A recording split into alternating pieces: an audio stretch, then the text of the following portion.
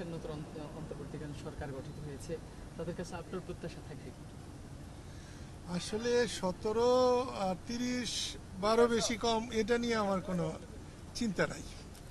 আমার চিন্তাটা হচ্ছে এদেশের যুব সমাজ, ছাত্র সমাজ অনেকটা রক্ত ঝরিয়ে তারা একটা জায়গায় এসেছে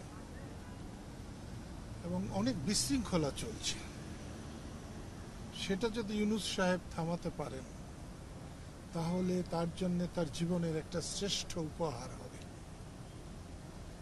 তার গ্রামীণ ব্যাংক শুরু করেছিলেন আমার বাড়ির পাশে থেকে।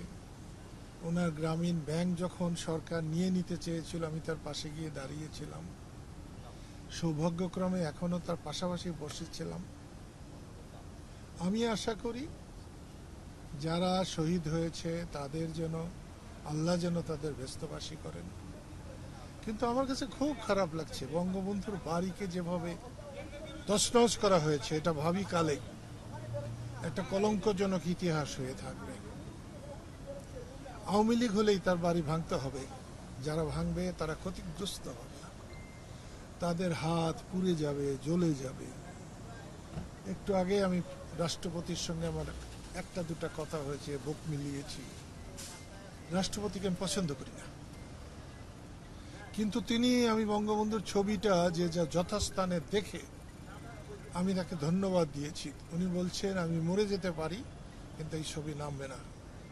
এই যে আমার এতদিন অপছন্দ ছিল তাকে, সেটা সমস্তটা রিভার্স হয়ে আমি আজকে পছন্দ করে আসলাম। বঙ্গবন্ধু বাংলাদেশকে জন্ম দিয়েছেন, বাংলাদেশের পিতা তিনি যদি না থাকেন তাহলে আমরা জারজ হয়ে যাব।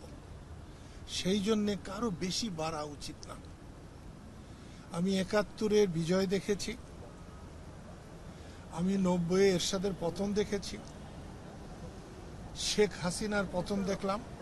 শেখ হাসিনা আর বঙ্গবন্ধু এক কথা না, শেখ হাসিনার বাংলাদেশ এক কথা না, শেখ হাসিনা আর মুক্তিযুদ্ধ এক কথা না। ধন্যবাদ। Thank you sir.